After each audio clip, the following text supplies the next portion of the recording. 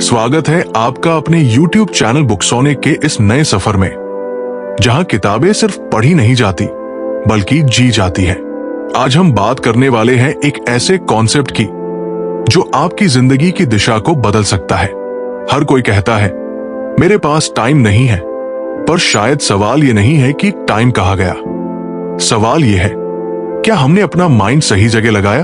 तो आज की कहानी है एक ऐसे इंसान की जिसका शेड्यूल हमेशा फुल होता था, पर जिंदगी खाली, जिसने कैलेंडर्स के चक्रव्यूह से निकलकर अपने माइंड को मास्टर बनाना सीखा और तब उसकी जिंदगी ने एक नया मोड़ लिया। तो जुड़ जाइए इस इमोशनल रियल लाइफ से इंस्पायर्ड कहानी के साथ, जो हर पल आपको आपकी ही जिंदगी से रूबरू कराएगी। तो चलिए शुरू करते हैं। रवि का संघर्ष, हर रोज का वही घूमता हुआ चक्र। लखनऊ के आलमबाग एरिया का एक सिंपल सा लड़का रवि। शादी हो चुकी थी, एक छोटी सी नौकरी थी और एक बड़ा सपना, कुछ ऐसा करना जो उसकी जिंदगी को एक नई दिशा दे। हर सुबह अलार्म बजता, रवि उठता, ब्रश, चाय, रश, बस, ट्रैफिक और ऑफिस में एक ही काम, ईमेल्स का जवाब दो, बॉस को इंप्रेस करो और सोचो कि शायद अगला महीना प्रमोशन ले आएगा। हर हफ्ते एक ही डायलॉग बोलता, बहुत बिजी हूं यार, वक्त ही नहीं मिलता। पर एक रात छत पर चाय लेकर रवि सोचता है, मैं इतना बिजी हूं फिर भी आगे क्यों नहीं बढ़ रहा? टाइम तो मैनेज कर रहा हूं, फिर प्रोग्रेस कहाँ है? उस रात ने रवि की आंखें खोल दी और फिर उसकी जिंदगी में वापसी होती है कॉलेज के दोस्त अभय की, जो अब एक सक्सेसफुल एंटरप्रेन्योर बन चुका है।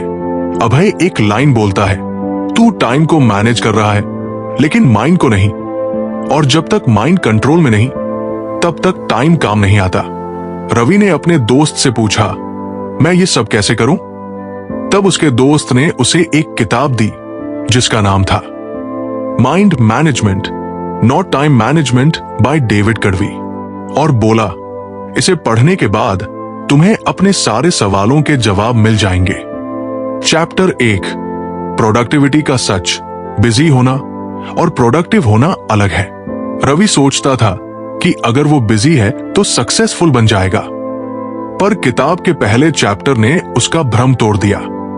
डेविड लिखता है, बिजी रहना एक भ्रम है, काम करते रहना और सही काम करना, दोनों में जमीन आसमान का फर्क होता है। रवि दिन भर मीटिंग्स, रिपोर्ट्स और अर्जेंट मेल्स में अटका रहता था, पर जब दिन के अंत में रिफ्लेक्ट करता तो महसूस होता कि कोई भी क्रिएटिव या मीनिंगफुल काम नहीं हुआ।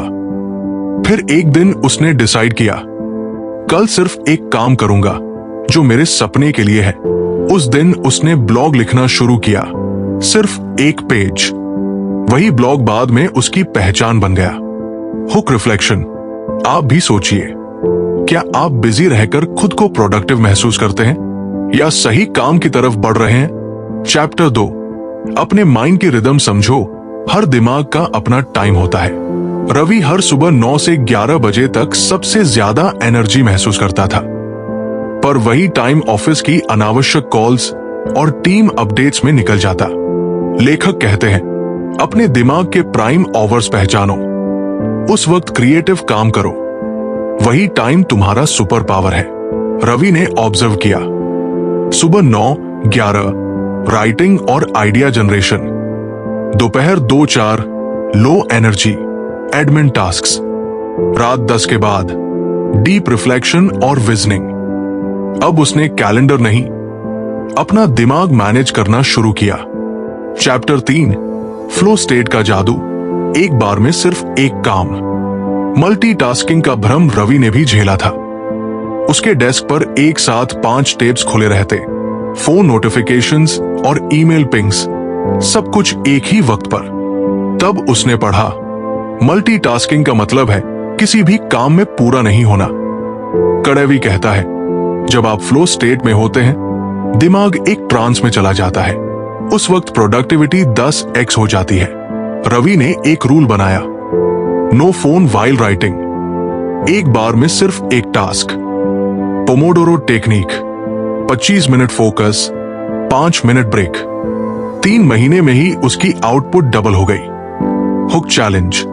अगली बार जब काम कर रहे हो, फोन को एयरप्लेन मोड पर रखो और देखो क्या होता है।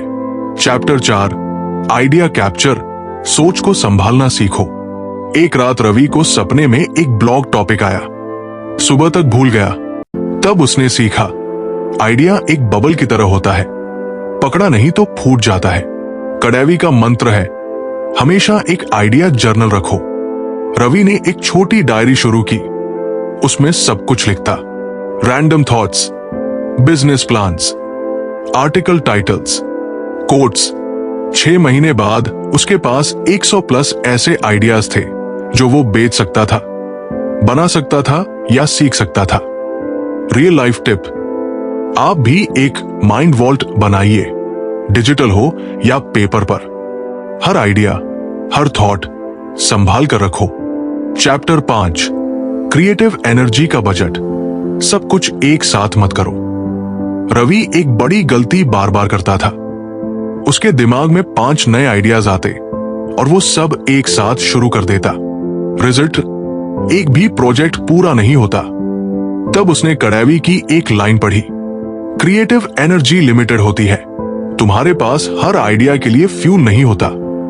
रवि ने सीखा कि हर आइडिया पर काम करने से पहले एक एनर्जी बजट बनाना होता है।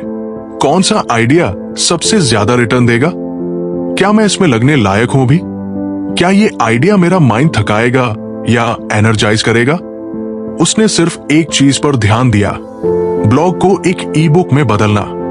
बाकी आइडियाज डायरी में लिखे पर परस्यू नहीं किए। रिजल्ट, पहली बार उसका ब्लॉग वायरल हुआ और लोगों ने उसका काम नोटिस किया। चैप्टर 6, टाइम को बेंड करो। अपने सपने के हिसाब से दिन बनाओ। रवि हमेशा सोचता था, मेरे पास वक्त नहीं है, पर कड़ैवी कहता है, समय तुम्हारा गुलाम है अगर तुम्हारा माइंड कंट्रोल में हो। रवि ने अपना शेड्यूल फिर से डिजाइन किया।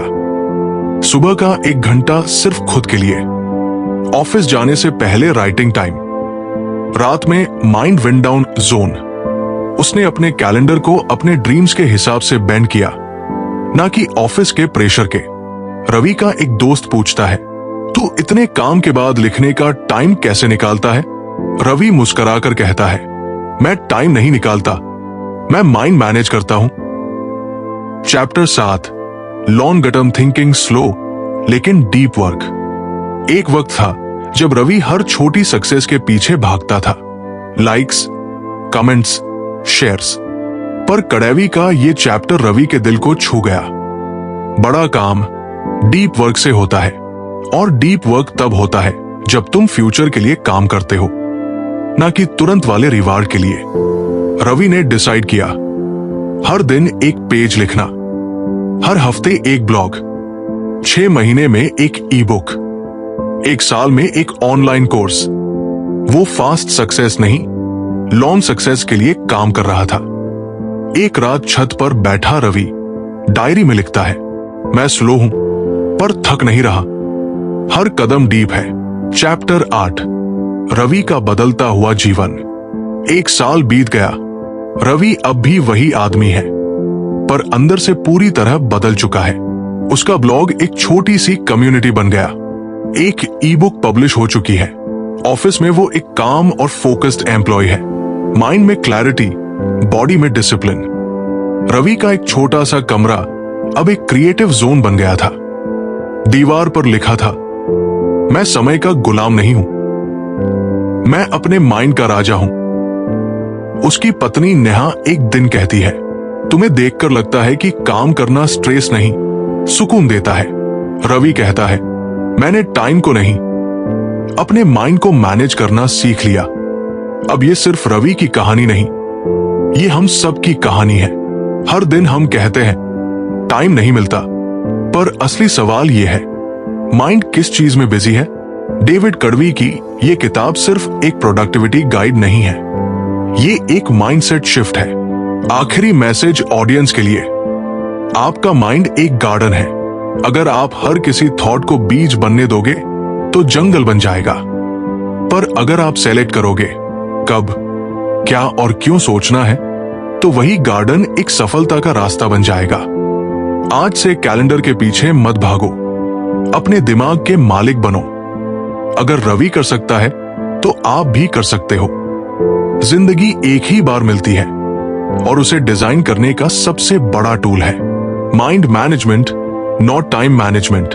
अगर इस कहानी ने आपको थोड़ा सा भी सोचने पर मजबूर किया हो, अगर कहीं ना कहीं आपने खुद को रवि की जगह महसूस किया हो, तो हो सकता है ये सिर्फ एक कहानी नहीं थी, ये आपकी जिंदगी का अगला चैप्टर बनने वाली हो।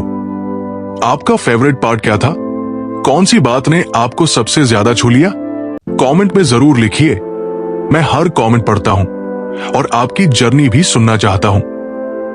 अगर ये वीडियो आपके दिल तक पहुंची हो तो एक लाइक जरूर करिए, ताकि हम जान सकें कि ये मैसेज सही लोगों तक पहुंच रहा है। इसे किसी अपने के साथ शेयर करिए, क्या पता उन्हें भी समय नहीं, सिर्फ एक नई सोच चाहिए हो। और अगर आप भी उन लोगों में हैं जो मानते हैं कि किताबें सिर्फ पढ़ी नहीं जाती, जी जाती है, तो चैनल को सब्सक्राइब करना न भूलें, क्योंकि ये है बुक्सोनिक। यहां हर किताब एक कहानी बनती है और हर कहानी जिंदगी बन जाती है।